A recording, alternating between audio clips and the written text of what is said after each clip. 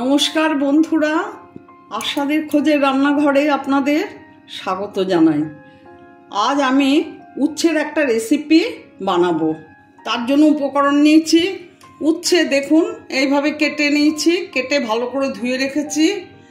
আলু এইভাবে কেটে ধুয়ে রেখেছি, আর মিষ্টি কুমড়ো এইভাবে কেটে ধুয়ে রেখেছি। আমি গ্যাস অন করে দিয়েছি, এখন তেল দিয়ে দেব।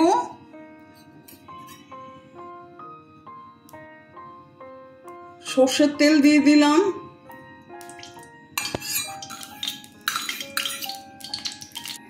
শুকনো লঙ্কা তেজপাতা দিয়ে দিচ্ছি ফোড়নে, মেথি দিলাম,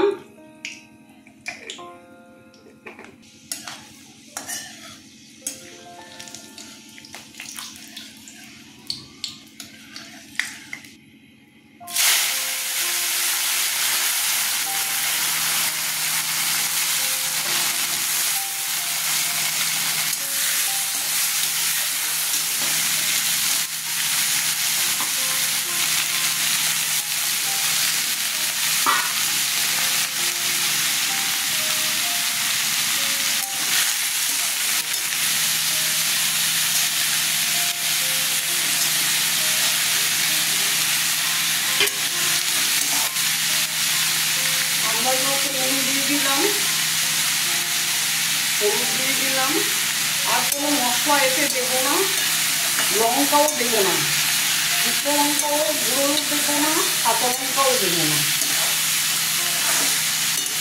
পরে সামান্য একটু মিষ্টি দেবো। এখন আমি ঢেকে দিচ্ছি, কষানো হয়ে গেলে পরে জল দেবো।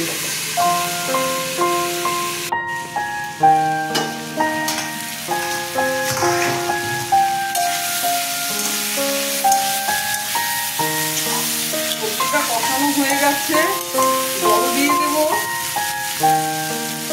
গরমে তেতো খাওয়া ভীষণ উপকারী।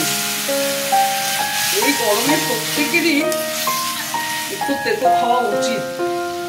আর কি বলুন তো, উচ্ছে করলা তো আছেই, নিম বেগুন ভাজাও কিন্তু ভীষণ ভালো। এই সময় অনেকে নিম বেগুন ভাজাও খায়। ঢেকে দিলাম, মিনিট 5 পরে আমি ঢাকাটা খুলবো।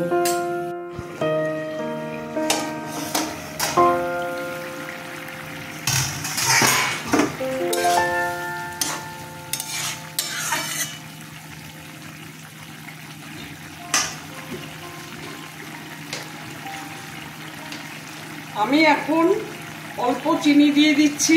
আপনারা যদি চান দিতে পারেন, নাও দিতে পারেন, কিন্তু আমি একটু মিষ্টি দিই এটাতে। আবার ঢেকে দিচ্ছি।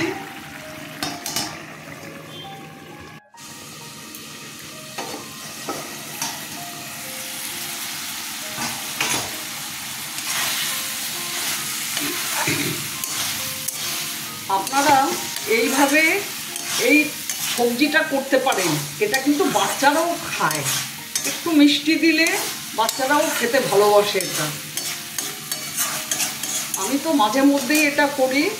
আমার তরকারিটা কমপ্লিট হয়ে গেছে। আমার ভিডিওটা যদি আপনাদের ভালো লেগে থাকে, প্লিজ একটা লাইক, শেয়ার, অবশ্যই সাবস্ক্রাইব করে দেবেন। আপনারা এই গরমে সুস্থ থাকবেন, ভালো থাকবেন। ভিডিওটা দেখার জন্য ধন্যবাদ।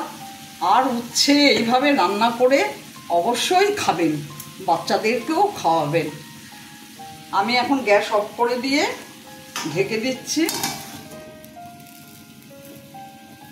একটু পরে সার্ভ করে দেব। আমি এখন সার্ভ করে দিচ্ছি, দেখুন কেমন হয়েছে।